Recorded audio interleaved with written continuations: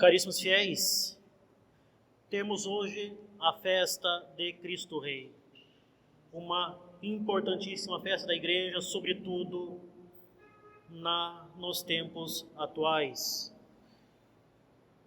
E este ano ainda temos uma oportunidade excepcional.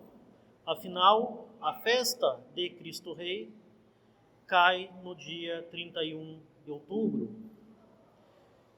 Dia 31 de outubro, em que é a data principal da diabólica reforma protestante. Foi no dia 31 de outubro de 1517, que inclusive foi naquele ano o último domingo de outubro, que Martinho Lutero pregou as suas teses abomináveis na igreja de Wittenberg. E assim, movido pelo inferno, ele levou consigo muitas almas para a perdição. A festa de Cristo Rei foi instituída pelo Papa Pio XII em 1925 para reafirmar a realeza de Nosso Senhor Jesus Cristo, não somente sobre os indivíduos, mas também sobre as sociedades, sobre todas as sociedades, desde a família até o Estado, da menor sociedade à maior sociedade, para reafirmar uma realeza que não se dá somente pela graça, mas também pelo governo exterior, pelo governo dos atos, pelo governo das leis, que devem estar submetidos à realeza de Cristo por meio da Santa Romana Igreja. De fato, já nessa época do Papa Pio XI, praticamente a maioria das nações cristãs já haviam se separado da Santa Igreja e muitas já haviam realmente apostatado em um movimento que trouxe um enorme prejuízo para os membros dessas nações e para os próprios estados. E assim, caríssimos, reafirmamos hoje que nosso Senhor é Rei porque Ele é Deus verdadeiro. Mas Ele é Rei também enquanto homem, em virtude da sua natureza humana, uma vez que é Ele o homem mais perfeito, e uma vez que a sua natureza divina está unida à pessoa do Verbo. Nosso Senhor Jesus Cristo é verdadeiramente Deus e verdadeiramente homem, a sua pessoa é uma pessoa divina. Ainda Ele é Rei enquanto homem, também por direito de aquisição. Ele adquiriu a realeza sobre nós pelo seu sangue que foi derramado na cruz. Essa realeza é sobre os indivíduos e todas as suas faculdades. Essa realeza, essa verdadeira soberania, se dá sobre todos os indivíduos e sobre a integralidade dos indivíduos. Realeza sobre a inteligência, sobre a vontade, sobre os sentimentos e sobre os sentidos. Essa realeza é sobre todas as nossas ações. E assim devemos nos submeter inteiramente a Cristo, que é nosso Rei. Todavia, nosso Senhor é Rei também das sociedades. A sociedade também é uma criatura de Deus, já que Deus criou o homem enquanto animal social. Ou seja, Deus criou o homem enquanto um indivíduo que necessita dos outros para a sua perfeição, para viver de modo conveniente. E isso começa pela família, onde todos nós nascemos, e se conclui com a sociedade civil, com o Estado. Nem mesmo a família sozinha basta para a perfeição do homem, é necessária a convivência entre as famílias, formando assim a sociedade civil. E assim, caríssimos, em suas leis, em seu governo, na educação, nas artes, em todos os aspectos, a sociedade civil, o Estado e qualquer outra sociedade devem reconhecer a soberania e realeza de nosso Senhor Jesus Cristo. No entanto, o que nós vemos hoje em dia, nós vemos sociedades apóstatas, sociedades que se revoltaram contra Deus, nações que dizem não queremos que Cristo reine sobre nós. E esta revolta, que é verdadeiramente demoníaca, pois tem sua origem na revolta de Lúcifer, que diz: o seu não servirei, non serviam, é própria do liberalismo. A sua origem se encontra na decadência filosófica, teológica e política do final da Idade Média, quando se foi abandonando a filosofia e teologia sãs de São Tomás de Aquino. No entanto, nós podemos apontar um marco decisivo no avanço deste demônio que é o liberalismo, que é Lutero e a sua revolta protestante. Lutero nega a autoridade da Igreja e coloca cada indivíduo como autoridade suficiente para interpretar a Sagrada Escritura. É o chamado livre exame. Cada um pode, com inspiração particular, e nesse caso, inspiração do demônio, interpretar a Bíblia sozinho. E é curioso como essa inspiração que afirmam os hereges protestantes viria de Deus é tão contraditória. O indivíduo interpreta de um jeito, outra pessoa interpreta de outro jeito, e cada garagem tem sua interpretação. E, no entanto, as mais diversas e contraditórias interpretações viriam de Deus. Deus, assim, ou ele mente, pois se contradiz, ou seria esquizofrênico. Claro, essas duas asserções seriam blasfêmias. O fato é que é evidente que, em se tratando de heresia, outra inspiração não há, senão a inspiração do demônio.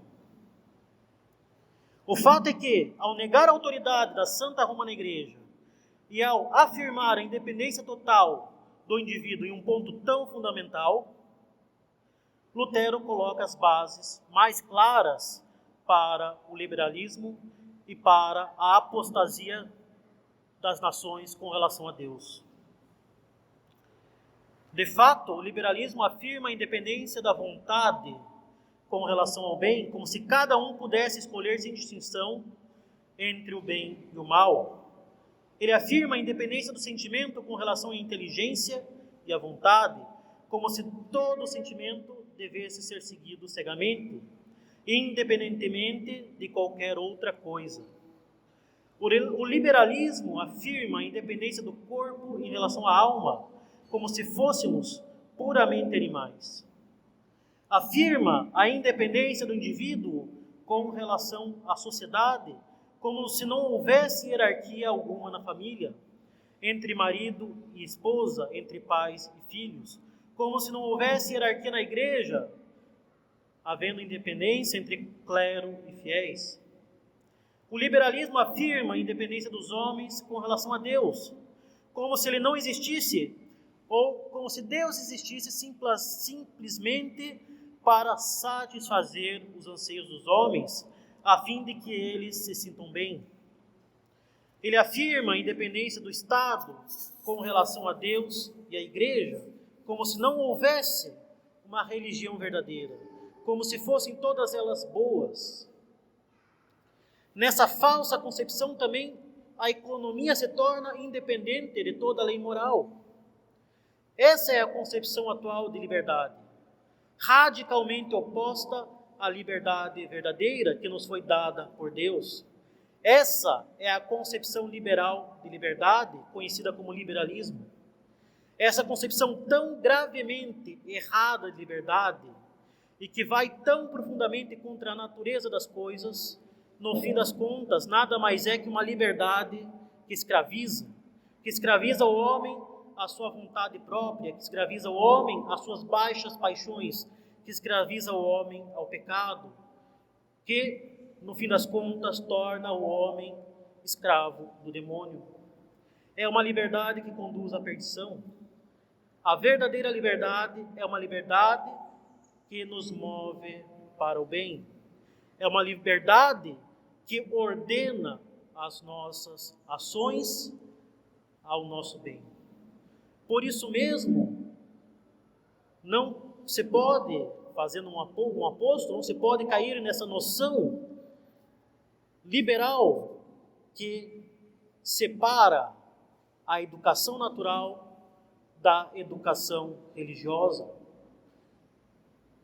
Justamente, trata-se de uma noção liberal que separa o natural do sobrenatural, como separou-se pelo liberalismo o Estado da Igreja.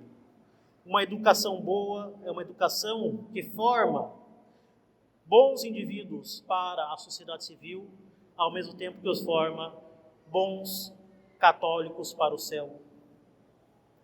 Não se tem uma separação, a separação justamente do Estado e da Igreja, da educação religiosa e da educação civil, é o primeiro passo para a catástrofe. Graças a Deus temos justamente a oportunidade de estar avançados no projeto de uma escola católica, a escola Mater Dei. Pois bem, terminado esse aposto, inspirando-nos em Monsenhor Goma, prelado francês do século XIX, podemos dizer: se arrancando a sua máscara, perguntamos ao liberalismo: quem és tu? Ele dirá: eu não sou o que pensam. Muitos falam de mim e poucos me conhecem. Não sou a maçonaria, nem motim, nem troca de monarquia por república, nem substituição de uma monarquia por outra, nem a perturbação momentânea da ordem pública. Não sou nem os latidos dos comunistas, nem os furores dos direitistas, nem a guerrilha, nem a pilhagem, nem o incêndio, nem a reforma agrária, nem o socialismo, nem a social-democracia, nem o centro, nem a guilhotina, nem as execuções. Essas coisas são minhas obras e minhas filhas, mas não sou eu. Essas coisas são passageiras, mas sou um estado permanente.